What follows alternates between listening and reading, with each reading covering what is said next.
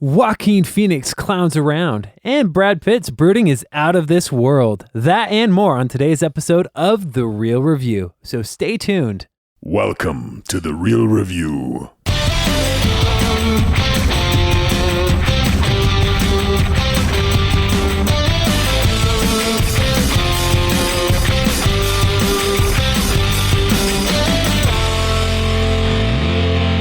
Welcome to The Real Review, sponsored by Parametric and Lazy Ape Studios, where you get some of the latest happenings, real thoughts, and perspectives in the world of film and television.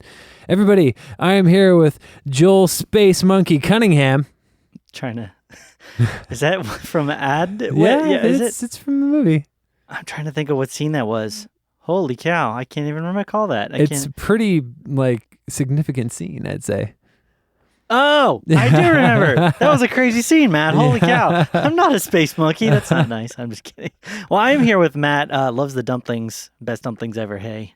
Dumplings? Sure. Yes. That's from my Abominable? movie. Abominable. Yeah. Okay. There's a number of scenes about dumplings, which... Great. It's set in, I believe, China. So I think I've had dumplings proper maybe once in my life. The best dumplings I've ever had were in New York, and a little Chinatown tea house place had the most amazing dumplings. The dumplings in free New plug York, for them. they have your heart.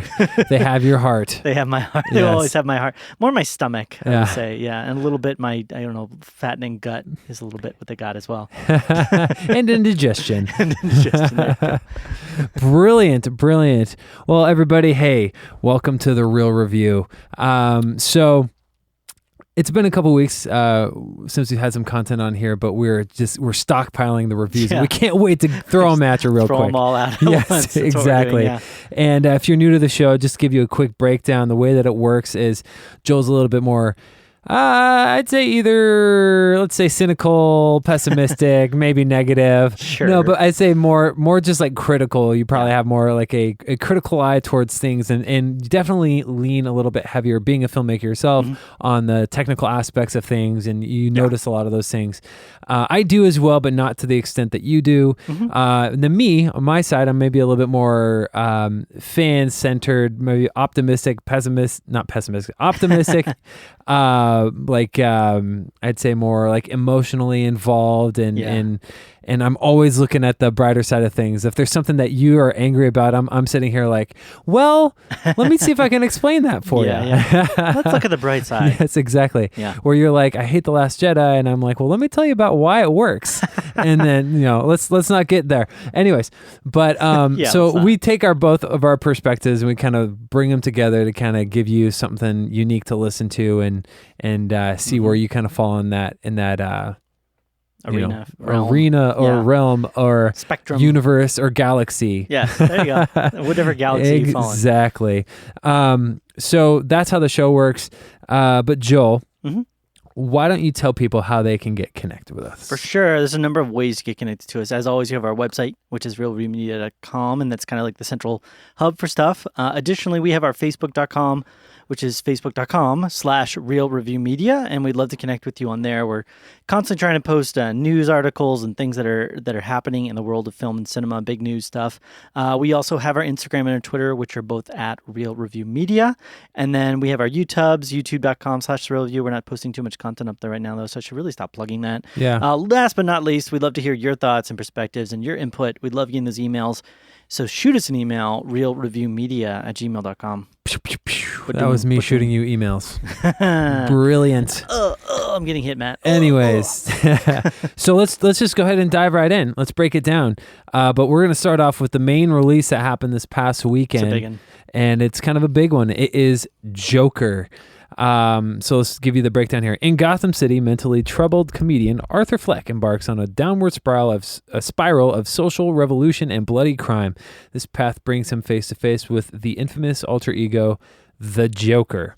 Directed by Todd Phillips, written by Todd Phillips, Scott Silver, starring the magnificent Joaquin Phoenix, Robert De Niro, Zazie Beetz, Francis Conroy, Brett Cullen, a lot of people actually. Yeah. So this was a pretty highly anticipated movie, I'd say. I'd say for me, it didn't really. I wasn't really too excited for it until maybe the month before. when I started maybe hearing some buzz about it. It looked really good and artistic for me, but I wasn't entirely sure just from the trailer. Yeah, the thing about this one was, for me at least, there was a bit of idea of what it could be like. There was you'd hear some trailers and information, stills and stuff about Joaquin Phoenix, and how it was going to be this sort of different take. And then it really hit big at the Venice Film Festival. Like, it won the Golden Lion, which is like their most prestigious thing, and like 8-minute standing ovation and stuff. And it hit big, and so everybody's like, there was like a lot of anticipation building. Who stands for 8 minutes? I don't know. They just stood there. They didn't do anything. Clapping and standing for 8 minutes. They just stood and awkwardly stared. And then when they weren't happy anymore, they sat down. Now, so it did really well there. And then there's all this like kind of recently news media stuff. People coming out saying political things about it one way or another, but for me, it kind of snuck up on me. Yeah. I wasn't really expecting very much. I kind of thought it would be this more indie type fare of, this Joaquin Phoenix telling the story of the Joker and kind of cool other, like a B story type film. Sure. But it's kind of taken on a different realm in a lot of ways for me. And it's almost, in a way, become like the definitive look at how a lot of the events of, Joker and Batman got their start. Yeah. So I don't want to talk too much if you had other things you want to say. No, for sure. So I normally like to start out with the positives, and that's what I'll do here. But because there aren't too many negatives, in my opinion, this movie was actually quite good. I think let's just start off with saying Joaquin Phoenix. Fantastic. I don't have any issues with what he was doing, and he just did a really, really great job, and you believed him. You felt so terrible for him in a lot of situations and so conflicted with his character a lot, and you really kind of went on that journey with him, and that's all tribute to him. I really like the score, and it was unnerving. Yeah. That was one of the things for sure when I left the theater. I'm like, I'm going to be humming this score like just for the next couple of days. Yeah, that like cello, whatever that was happening through a lot of it. It was way effective, entirely effective. Very much was, yeah. Played at all the right moments. Yeah, it was beautiful. The soundtrack in general was great. Yeah, it was beautiful. The design, the cinematography. The design, though, I will say this, it was so good because it made Gotham feel so dirty. Yeah, one of and gritty. That's kind of one of the nice things we've always heard. Not the nice things we always heard. One of the things we've always heard about with Batman films, especially with Gotham, is like it's such a dark and sad and depressed city, and there's so many bad things going on. And it kind of tiptoed into a little bit with like the Christopher Nolan trilogy. Sure, but it's always been this kind of like simplified version of that, like a very PG version of that. This is the first time we've seen it where it's like, wow, this is probably the R-rated version of what this city would be like. You know what I mean? There's like flagrant pornography out there. There's like gangs of kids running around, and there's all these like violent acts that are going on in random places. And there's like just people that are feeling bad and hating on each other because of that. And it really felt like this is the Gotham that they've always told us about that we've never actually seen on screen. And I think they did an amazing job depicting that and putting that on film. Agreed. Yeah.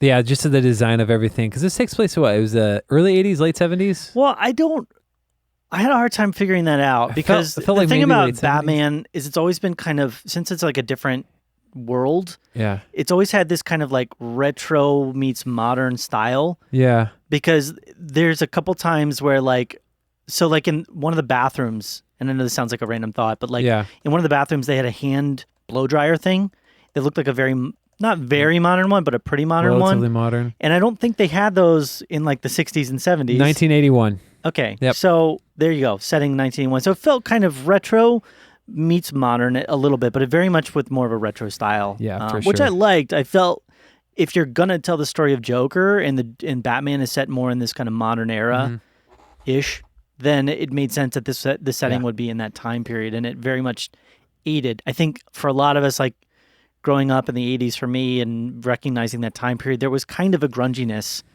to a lot of the 80s in that was the beginning of like certain types of music and like ways of looking at film and things like that, where there's a bit more of like a grunginess to stuff, a dirtiness in a certain sense. And so it made sense that it would be set in that time period. You know, if you put this in like the late 90s, I'd be like, well, it just doesn't really fit with that time period as well for some reason. So I thought the production design was great, and I thought that the setting of it was awesome and very much inspired. As well as just what's going on in the city in Gotham. I mean, in itself, the city was a character. This is the most real life take you're gonna get on it's weird to say, but on a comic book movie, I feel like Yeah. this is the most. You're not seeing anything like superhero-y, and it's actually everything is grounded in real things, and is not really taking any elaborate, leaps or hyperbole as far as some of that is concerned, where you could see something like this potentially happening, like which is sad and kind of crazy, but it's kind of like, in a sense, I compare it to what we had with the Logan film. Yeah, it's a, if this were to take place in real life type perspective, how would this play out? Right. Whereas a lot of the Marvel and DC content is kind of, even though DC is a little more edgy and dark with their style and their tone, they still are larger than life, people smashing through buildings. And this one is very much more grounded, not just because there's nobody flying, but, it takes place in a world where you feel like, okay, if I was in this environment, this is probably what I would experience. And the process that Joaquin Phoenix's character is going through is so, I don't want to say relatable, because it's like, I don't think I could ever do that or go there, but understandable in a certain way. I think the difficulty that a lot of people have with this film, which I'm hearing frequently, is that it's so dark and it's so difficult to watch. And it's because this feels like if you were to watch a person go through kind of this deal with mental issues and how that impacts their life and the dark side of that, this is in a way I feel like very realistic as to how that could go. Right. Yeah. So, and I was telling you this earlier, and let me just say, because I don't really have anything negative to say about this movie other than me being the one who's quick to emotions and who has like things linger in my like emotional core longer than I feel like the average person does. This movie is fantastic and brilliant in a ton of different ways. And it's a really, really like good film if you look at it from that. But I left the movie theater feeling very unsettled and kind of unnerved and just conflicted just in general, because I feel for the Joker, but I don't condone what he's doing and where everything, like where that leads me to by the end of the film, I'm like, oh, I don't know how to feel right now, and that's kind of where I'm feeling, because I felt the violence, the darkness, whatever people are kind of frustrated about, that's not even the stuff that got to me. It was more just like the realisticness of, somebody posing that question of somebody with mental health issues and what specific to him, that journey takes him on, and how they kind of tie in real life commentary, or like today commentary on some of those elements. Yeah. And I was like, oh my gosh, like I just felt so unsettled, and I can't reconcile that just yet. And how that, like, if I could give the like movie a score and then give it a detractor for not feeling good at the end of it, like that kind of a thing. There's a couple elements that play with that for me. One, when you look at movies, which very much often the case and kind of has to be the case, is you have to set up the rules of the world that the film is taking place in. Right. And with superhero films, they set up generally this world where superpowers are possible, that they can happen, that somebody could live in a world where somebody could fly or shoot lasers out of their eyes or something like that. And so it creates like almost a falseness to the film, that that this is taking place in an alternate universe. This film never does that. Yeah. It always stays very grounded in, this is like what Earth is like. You could have substituted New York City. Right. If you took the Joker element out of this film, it would feel like just the story of a mentally deranged person and what they're struggling with. Right. And that's what's so crazy about this film, and why I think it's so hard to, in a sense, look away from or take out of your brain, because it really feels like you're experiencing reality in a way. The other side of it that I keep saying to people is, if they went light on the violence, because there are very violent moments that kind of break out here and there, and they're not grotesque. Like, it doesn't feel like they're just being violent for fun's sake.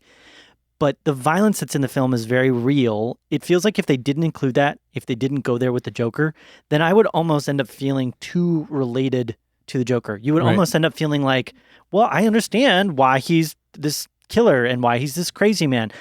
He needs to, in a sense, in the film world, I think, be that violent, and that violence needs to be shown. Otherwise, you end up feeling like really bad for the Joker. Right. You know what I mean? Yeah. There's always been a bit of relatability to the Joker's character. Like, even in the Christopher Nolan series, you kind of get that it's like, well, he's chaos to order. He's the guy that says that, like, well, there is no planning, there is no perfect, there is no reality to some things, so why don't we just embrace that? Mm-hmm. So you kind of can understand where he's coming from, but this shows that like, well, where that takes you can go to some really, really dark for sure. places. For sure. So I enjoyed it on that level. I think, do we want to get into some like minor bad things? Get into the negatives. I think one of the things I didn't necessarily like too much, I got it, but it kind of dragged out a few times a little bit too much, was you would have these moments where Joaquin Phoenix's character would kind of break into his own sort of world, specifically with like dancing. Yeah. Or kind of just like laughing or just like in it. Sometimes perfect. Loved it. Got it. Other times it's just like, if you would cut this off about 5 to 6 seconds sooner,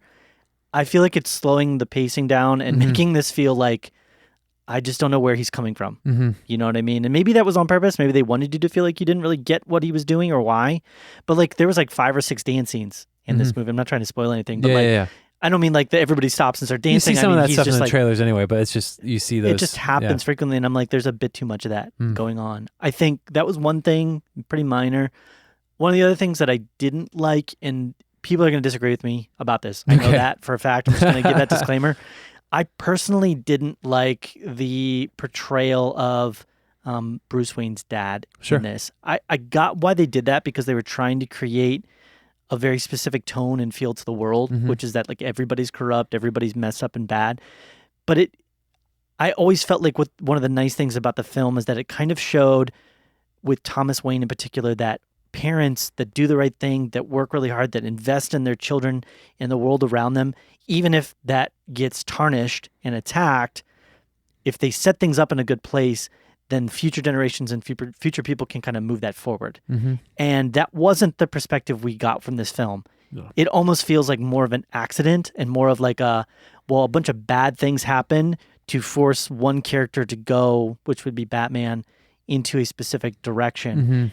I'm interested to see where that story takes them. I mean, this could go in a really dark direction with Batman. I mean, we could see like the Killing Joke type Alan Moore, really dark Batman come from this, because this is seriously an R-rated type film, and it's more grounded, whereas, you know, in the Killing Joke in a lot of ways is very grounded like that. I'm not saying they should do it. But that kind of hurt my feelings. I don't know why. I'm like, you don't have to spoil a character that had like a decency to them just to make your point. That's kind of what it felt like to me. I totally get it. Yeah, I don't know if because Matt Reeves is tasked to do the new Batman movie, Yeah. So I don't know. I don't think that's the direction they're going. I don't think that's what they're doing. I think it's going to be unrelated to this. I agree. And Todd Phillips said they're not doing a sequel to this either. Well, we'll see. I mean, people say things and then change their minds whenever. But I think this was like almost basically sold out at the show that I went to, and I went on a Sunday. And it's been doing amazingly well. Made like $90 million this weekend. Yeah, and I don't think they were expecting that. You know, this was a kind of a small budget type project.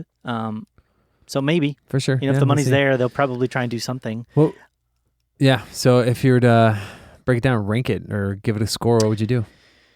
I've kind of battled back and forth on this. I really like the film, and I would say that if you're in the mindset where you can see something like this, go see it. Yeah. It's not a family film. No way. It's not a Sunday sit down and, hey, let's have a fun viewing experience.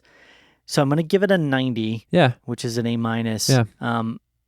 I think just there was few scenes where it felt like it went too, and that's with like the dancing and stuff. It went too into the art style, like the artistic, like art house type film thing. And if I think it had cut some of that out and shortened it and tightened it, it would have felt a little better. Yeah, you know, I'm right there with you. If I were to give it a score, I would give it a 90 as well. Okay. With a detractor for me not feeling very happy after, like not because the film was bad, but because I just didn't feel good emotionally. I was like, I don't know how to feel right now. But the movie, just in itself and its the technical elements of it, the acting and all the stuff that goes into it was superb. I really hope. Oh, go ahead. Yeah, again, it's not a family film, and it's unnerving and it's just in what it is, but. I would encourage, if you can handle that kind of thing, it's a decent film. It's one of those films where I really hope the studios take notice of it. Yeah. And not because, well, hey, it's making a ton of money, but because we don't get a lot of these types of films anymore, where it's really a character-driven kind of deep dive into a world. Right, and this is not an action movie, guys. Right. Most of the stuff we get these days is like an action film or a comedy or something based upon a pre-existing property that's already out there. and I'd love to see more of like, hey, let's just do a deep dive into this or into that. So who knows? Yeah. I don't know if they're going to do that, and maybe the only reason it's doing so well is because it is the Joker. Possibly, yeah. But I think even if they got rid of the Joker connection, this would be an amazing film. Yeah. To watch. So yeah, it's well done for sure. Yeah, but doesn't leave you happy. And No. don't go with small children unless you want to really disturb them. I was walking out of the theater with my dad, and I was like, I don't know how to feel about that. Yeah. And I was like, I'll tell you more about it. I'll tell you more about how I feel later. And Yeah, I'm like, I literally said to myself, I'm glad, because I saw a matinee. Yeah. I'm like, I'm glad I'm seeing this during the day, Yeah. so I'm not like walking out into a dark environment where it's just like blah. Yeah. And then I've got to go sleep. It's like, no, I still have some time left in the day. I got out at like Gonna midnight. go clear my head. There you go. Yeah, so maybe that was a bit difficult. Maybe. Yeah. Cool. Yeah. So, let's move on into our next film, which we got to see Should we? a week or two ago. We shall. And this is the broodiness of Brad Pitt that is Yes. out of this world. And this movie that we're going to talk about next is called, I'm pretty sure it's just Ad Astra. I think you're right. I don't know. It's just Ad Ad Astra. Astra. Ad Astra. Ad Astra. I don't know. Anyways, it's Latin for There's an ad. That's the Latin for there is an ad.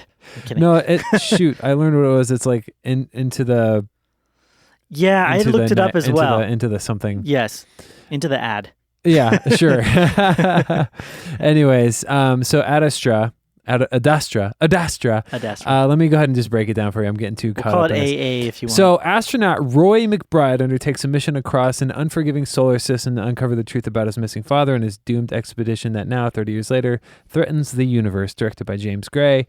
Stars Brad Pitt, Tommy Lee Jones, Ruth Negga, and Donald Sutherland, Kimberly Elise, Lauren Dean, and a number of other people. And I didn't really know much about this going into it, and my only curiosity about the film was not like the excitement of, like the story or, Brad Pitt being in like a space type movie, but it was like just seeing the trailer, and I didn't know what the trailer was really. I didn't even really get it, but it looked really cool. Like the images I saw, I was like, that's kind of cool looking. I wonder what this is about. Yeah, very interstellarish vibes. And there were elements of it that were like, oh, they're talking about it could mean the end of the world or universe or whatever. And I was like, oh, okay, apocalyptic. Yeah. That just hit that button, so I got to go see it. Gotcha. But there's monkeys. I will say, I did like this film overall. Mm-hmm. I didn't love it. And I think a big part of it I'll explain it a little bit more later, comes from my, how I felt emotionally at the end of the movie. Yeah. So, what were your overall vibes on this one? Similar to you, I'm always down for a good kind of like deep dive sci-fi type movie. Yeah. Where it's kind of like more than just what meets the eye type stuff. Yeah. And this definitely had that vibe to it, especially when it's about space travel and Yeah. stuff. We talked about this. I used to want to be an astronaut, and I wore my NASA shirt to see this as well. So it's like, so it's like those types of films just resonate with me on a normal level. Yeah.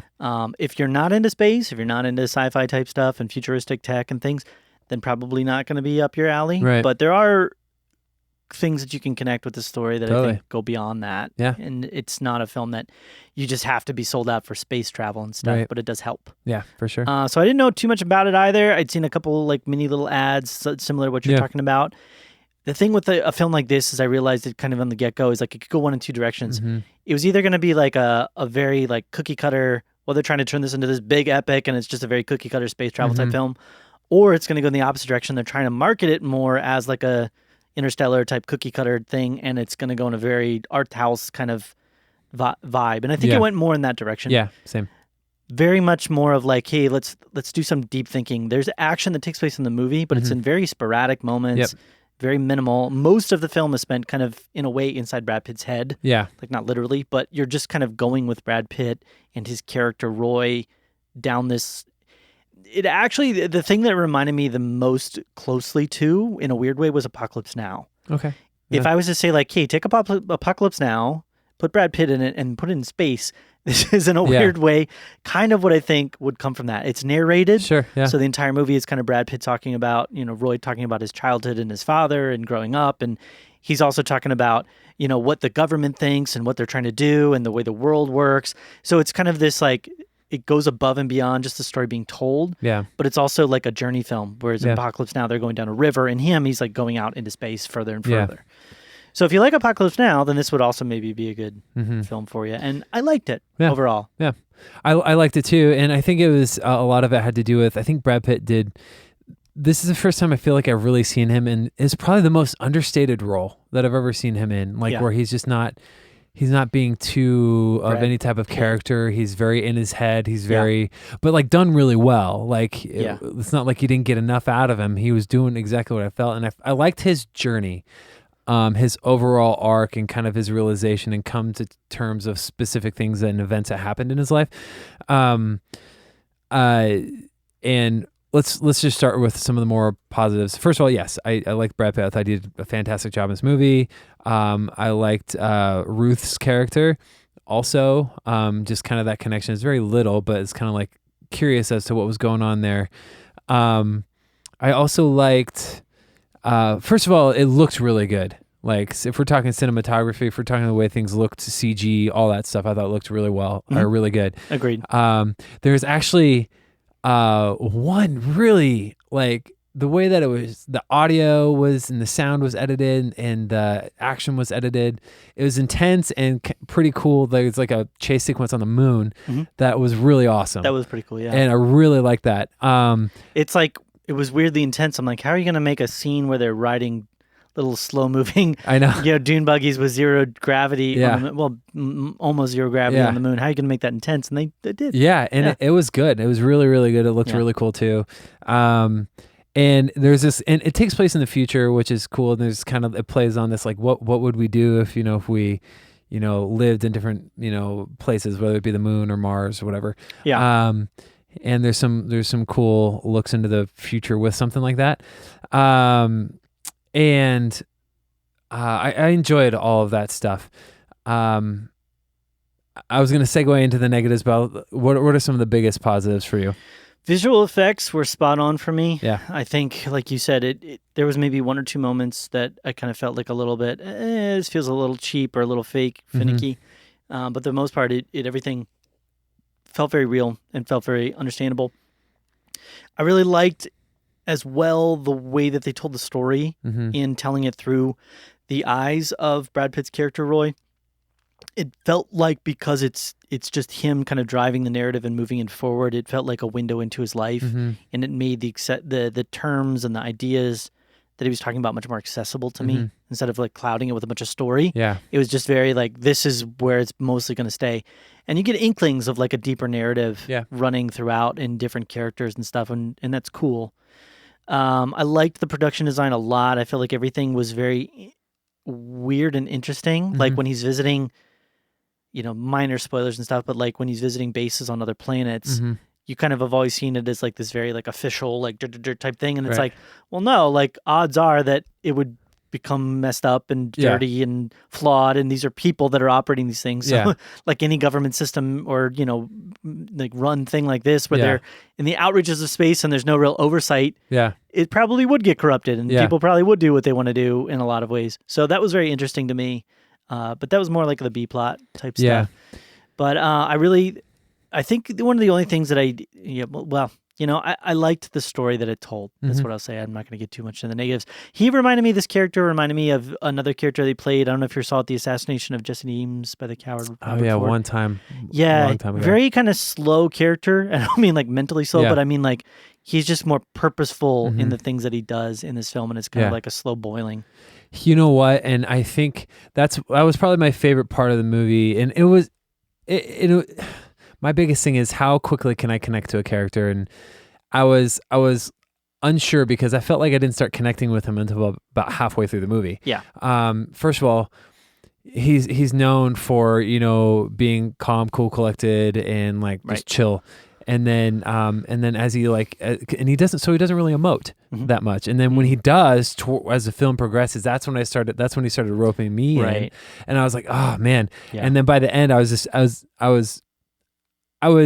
on board with this character and kind of bummed out for some of the stuff that he was going through. Well, if I think realistically about it, because this isn't getting huge, like a lot of people aren't necessarily liking this film the most. Sure. At least according to Rotten Tomatoes. I think that's one of the reasons why he's at a very muted place for most of the film. And so you kind of have to be on board for that. Yeah. If you're expecting like a really, crazy character with lots of dynamic range Once and upon a stuff time in emotions. Hollywood. Yeah, exactly. If you're expecting something like that, then you're not going to get that. You have to be on board with the idea that he's going to be very muted. And they explain it. I mean, he's been on medicine. He's kind of always had to live this life where he's very muted and because of his childhood and space. And they're always checking on his emotions. Mm-hmm. So when you see that break, though, it's very rewarding. Yeah. Yeah, totally. But I will say this, and I felt like this is kind of ties into that same thing, just to bring it into the negative side of things. I liked pretty much every other element of it, other than, again, it was a somber movie. Yeah. It was somber, and there's nothing wrong with that. Absolutely nothing wrong with that. People, and that just doesn't make a bad movie, but for me personally, it left me a little like, I just kind of feel bummed a little bit at the end of it. It's a way that I say it to people is like, again, Apocalypse Now in Space, but I would say, think of a movie where you're going along a ride. You're going into the mental journey of a person that just happens to be going out into space to find their father, and mixed with some scenes that are really cool special effects and action scenes. And if something that sounds kind of interesting, then you'll probably like the film. Yeah, for sure. Yeah. A negative for me a little bit. Well, I don't know. I think some of it felt a little bit forced in a certain way. I think with like the progress that like this just so happened to go this way and that just so happened to happen that way. Right. Yeah. The way that certain characters are no longer in the movie after a certain point, you're like, wait a minute. Right. Whereas like in Apocalypse Now, you feel like they're struggling to accomplish things in the midst of chaos. Yeah. This film feels more like he's lucking out and things are just kind of colliding and coordinating. Like he gets to the spaceship at like the last second and gets on there exactly right. Or he manages to get to this divot in this, the lunar rover thing at just the right moment. Or there's a lot of like circumstantial, like, that just happened to line up perfectly. Right. There was a lot of that. Yeah. Yeah. And so kind of remove some of the suspense for me because, it's like, well, it's a suspense ride, but you also know it's going to happen because it's just going to work out. I didn't like that necessarily. I think also it tried to really move into some deeper territory of, father-son and what that means. And it felt very undeveloped of what that looks like in a boy's life and in a man's life and how that plays itself out. There was a very abrupt way that they kind of drew a conclusion to that relationship in the film. And you're just kind of left going like, I get it, but do I get it? Yeah. At least that's how I felt about it. Yeah. So, yeah. Yeah. Oh.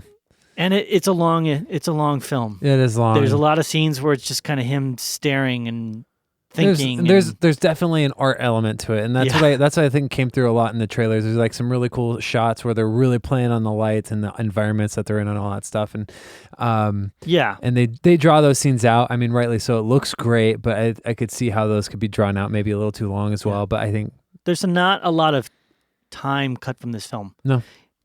It's like if this is going to take time for him to accomplish, then they show it taking time for him to accomplish. Like he'll get into a spaceship or something and they'll show him just like floating through long halls, looking around and thinking and, narrating or walking in a space station and just talking and thinking. And it's like, okay, I get it. You got to have time to develop the story as well as what he's thinking, but it totally drags. Yeah, for sure. It's the best drags a little bit. Yeah. And just a somber tone throughout. But what would you give it? I'm still going to give it a higher one. I'm still going to give it 87. Okay.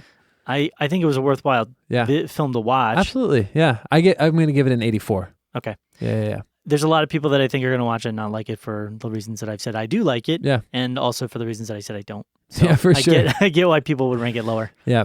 Liking film is the tension of liking it, in spite of things that maybe you don't agree with or like. Yeah. Like it's a beautiful, terrible thing. Like they pegged it as kind of more of an action-y apocalyptic type film, but the action isn't really there that much. The apocalyptic stuff isn't really there that much. Right. I mean, they talk about it, but it's not. Right. So it's kind of a background driving factor, but it's more of a catalyst. So it's like if you're going to see it for those reasons, you're probably going to be really disappointed. Yeah. And they should have really spent more time developing the marketing out as just like a straightforward like deep dive into human it's a drama in space.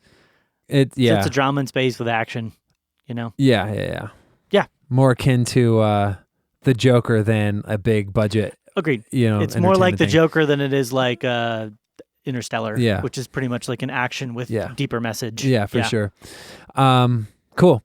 So let's move on. I'm going to do, just to wrap up things real quick, I'm going to do a quick review of another movie that I saw, Joel, and I wanted you to do another quick review of something that you saw. Okay. I'm going to, the one that I saw also was Downton Abbey, the movie. Okay. Oh, dear, Matt. Downton Abbey. So proper. So I've seen the first 4 seasons of the show, and I went with my wife, and it just felt okay. So let me just quick review. This is, and I think Saturday Night Live did it best. It's a movie about cleaning. It's a movie about cleaning and getting ready for basically the Crawley family they have, and so